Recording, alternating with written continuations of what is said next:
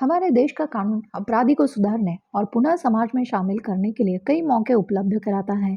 गंभीर प्रकृति के अपराध करने वाले लोगों को कानून सख्त सजा तो देता ही है, लेकिन कई बार कोर्ट उन्हें एकांत कारावास यानी सॉलिटरी कन्फाइनमेंट की सजा भी सुनाती है। एकांत कारावास जैसे कि इसके शब्दों से ही सामने आता है कि अपराधी को जेल में अकेले रहने की सजा। आईपीसी की धारा 73 और 74 में एकांत कारावास के बारे में बताया गया है और उससे संबंधित बातों को रेखांकित किया गया है। एकांत कारावास में रखने का निर्णय कोर्ट के पास होता है, जिसे उसके किए गए अपराध के अनुसार कोर्ट अपना फैसला सुनाती है। उसे दूसरे कैदियों से अलग रखा जाता है। एकांत कारावास कारावास का ही एक रूप है, जिसमें कैदी जेल के कमरे में अकेला रहता है, जिसमें उसे अन्य लोगों के साथ मिलने की अनुमति नहीं होती है और उसी कमरे में उसे अपने कुछ दिन या महीने व्यतीत करने होते हैं, बल्कि उसे खाना भी उसी कमरे में दिया जाता है। अपराधी को एकांत कारावास जैसे कठोर कारावास देने का जो मुख्य उद्देश्य है, वो कठोर अपराधी को अकेले में ये विचार करने के लिए मजबूर करना है कि उसने क्या किया है। आदतन अपराधी यानी हैबिचुअल ऑफेंडर या बेहद गंभीर अपराध करने वाले अपराधियों को लंबे समय तक अकेला रखने से उनके हौसले पस्त हो जाते हैं, कम हो जाते हैं।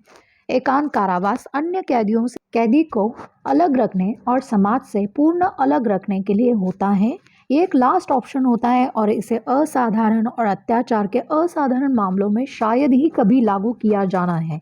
आईपीसी सेक्शन 73 में एकांत कारावास को समझाया गया है। आईपीसी की धारा 73 में कहा गया है कि यदि किसी व्यक्ति को कठोर कारावास दिया गया है तो इसका मतलब है कि उस व्यक्ति को एकांत कारावास में रखा जाएगा। इस धारा के मुताबिक उस व्यक्ति को एक बार में 14 दिनों से अधिक नहीं एकांत कारावास में नहीं रखा जा सकता, जबकि यदि किसी व्यक्ति को 3 महीने से अधिक का कारावास प्राप्त हुआ है तो एकांत कारावास 1 महीने में सिर्फ 7 ही दिया जा सकता है। एकांत कारावास की सीमा के बारे में बात करते हैं। आईपीसी की सेक्शन 73 में कहा गया कि अगर किसी व्यक्ति को 6 महीने से ज्यादा की सजा नहीं हुई है तो उसे एकांत कारावास में 1 महीने से ज्यादा नहीं रखा जा सकता है। वही अगर उस व्यक्ति को 6 महीने से लेकर 1 साल की कारावास की सजा सुनाई गई है तो उस व्यक्ति को 2 महीने से ज्यादा एकांत कारावास में नहीं रखा जा सकता।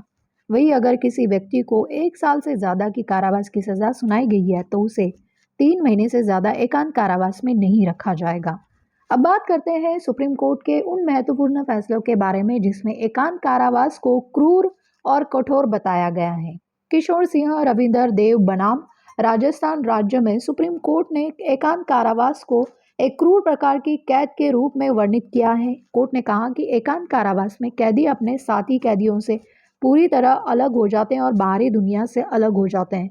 ये एक कठोर उपाय है जिसका उपयोग अकल्पनीय परिस्थितियों में ही किया जाना चाहिए।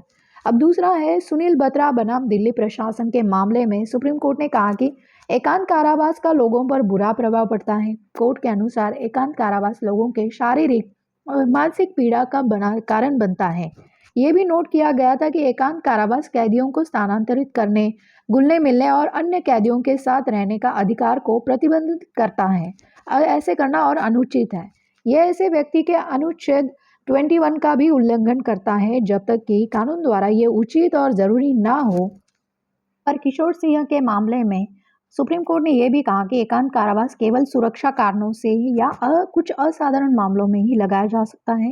कोर्ट ने यह भी कहा कि एकांत कारावास असभ्य व्यवहार करने, जेल में गंदगी करने जैसे आधारों पर नहीं लगाया जा सकता।